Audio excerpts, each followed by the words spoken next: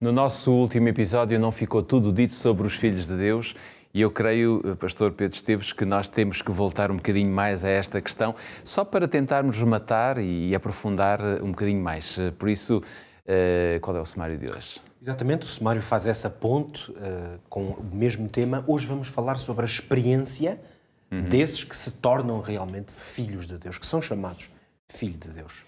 Antes de vermos este aspecto, vamos abrir a Bíblia novamente em Romanos capítulo 8 para lermos dos versículos 15 ao versículo 17, 15, 16 e 17.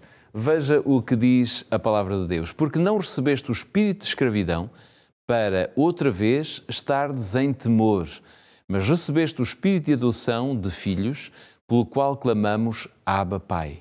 O mesmo Espírito testifica com o nosso Espírito que somos filhos de Deus. E se nós somos filhos de Deus, somos logo herdeiros também, herdeiros de Deus e co-herdeiros de Cristo. Se é certo que com Ele padecemos, para que também com Ele sejamos glorificados. Então, o melhor mesmo é nós tentarmos perceber e podermos ter a certeza de que efetivamente somos filhos de Deus. Eu acho que uma das coisas mais importantes que podemos dizer, usando precisamente as palavras do apóstolo Paulo, é que para termos a certeza de que somos filhos de Deus, temos que perceber se na nossa relação com Deus existe alguma forma de medo, de temor. Porque o apóstolo é muito claro. A vida cristã, a vida do crente, ela não se pode tornar em alguma coisa que nos aprisione. Quer dizer, o verdadeiro filho de Deus não anda numa espécie de terror com a ideia de que tem que ser bom o suficiente ou de que Deus o vai julgar. Quer dizer, não é nesse terror que vive o filho de Deus. Essa é uma escravidão. Satanás é que promove escravidão, aflição. Quer dizer, o que é, no fundo, o que é o espírito de escravidão? Até pode parecer estranho como é que se pode usar esta expressão. Nós não recebemos o espírito de escravidão. O que quer dizer para o apóstolo dizer isto? Quer dizer que alguns, com certeza, estavam a viver com Deus ou a sua experiência cristã desta forma. Senão o apóstolo Paulo não tinha o cuidado de dizer, atenção, não foi este espírito que vocês receberam. Como é que podemos entender o que é isto, um espírito de escravidão? No fundo, é aquela pessoa que não escolhe Deus como Senhor da sua vida. Há uma diferença muito grande entre crer em Deus, ter até práticas religiosas, enfim, para tentar ordeiramente cumprir alguns requisitos. Tudo isso podem ser coisas boas, adequadas, mas há uma diferença entre Deus ser Criador, até reconhecê-lo como Salvador, e Deus ser o Senhor da minha vida. Porque quando Deus é Senhor, quer dizer que eu tenho deleite em ser submisso a Ele. Então, mantendo-se Ele como o Senhor de tudo e do universo, quando eu aceito e me coloco debaixo da submissão, na verdade é aí que eu deixo de ser escravo. Porque o que é que caracteriza o escravo? Ele tem um senhor, mas se pudesse não o teria.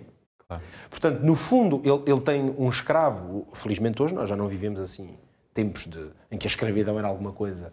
Não quer dizer que não exista formas de escravidão, que também existem, mas todos temos consciência, nem que seja através das histórias, de imagens, do que seria viver, o que seria a condição do escravo, que era aquele que não tinha qualquer liberdade sobre a sua vida, sobre as escolhas que fazia, e tinha alguém a quem chamava Senhor, mas não o tinha escolhido como Senhor.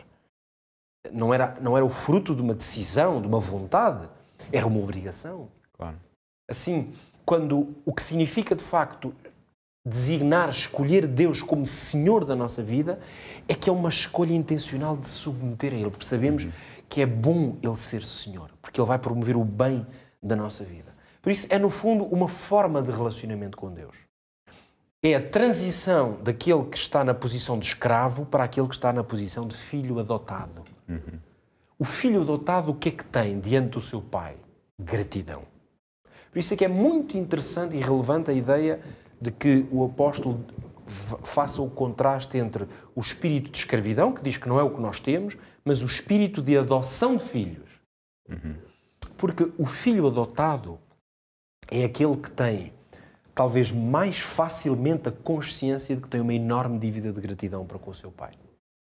Às vezes o filho natural até pode achar que o pai é que tem que cumprir as obrigações. Claro. Bem, tu é que és meu pai, tu é que me fizeste, tu é que me criaste, agora és obrigado a cuidar de mim, ou a pagar-me isto, ou seja o que for. Aliás, foi a ideia que veio do filho pródigo, não é? Quando ele sai de casa. Não é? Precisamente. Tens aqui uma obrigação de me dar tudo aquilo que é meu. Não é?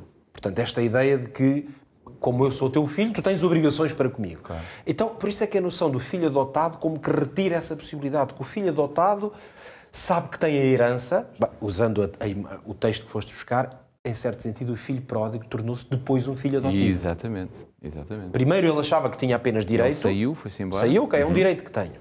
Sabemos que, se calhar, legalmente até não tinha, mas percebemos que a ilustração na história, porque ela é uma história ilustrativa, não aconteceu de facto, a ilustração percebe-se. Inicialmente ele era apenas um filho, portanto tinha direitos. Mas quando ele vem e diz ao pai, eu já não mereço, nem posso ser chamado teu filho, eu quero apenas ser teu escravo, Exatamente. o pai vai dizer, não, volta. Eu adoto-te. Eu adoto-te. Então, este é o espírito de adoção de filhos, que está na história, precisamente o filho pródigo, e que o apóstolo coloca diante de nós como uma possibilidade. É como que uma expressão que pode descrever a nossa relação com Deus. E deixa-me só dizer, se o filho pródigo tivesse tido temor, ele nunca teria vindo para casa, não é? É exatamente isso. É essa percepção de que aquele senhor é bom. Claro. E, portanto, o medo iria aprisioná-lo, ele nunca voltaria. Mesmo se ele veio disposto, como sabemos, a perder todos os direitos de filho, porque esses direitos de filho ele já os tinha tido, já os tinha gasto. Exatamente. Isso era um assunto encerrado. O pai vai-lhe, como sabemos, colocar aquele anel, quer dizer que lhe volta a dar a herança e Vestes novas. estas vestes tornam-o efetivamente seu filho, mas agora adotado. Então, a história do filho pródigo ilustra perfeitamente a ideia de o espírito de adoção de filhos.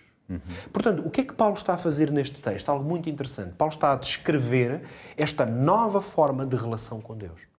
E se lermos atentamente o texto, vemos que o apóstolo Paulo acaba, mesmo dentro de uma certa narrativa mais complexa, mas acaba por descrever as características deste novo ser, que se relaciona com Deus neste espírito.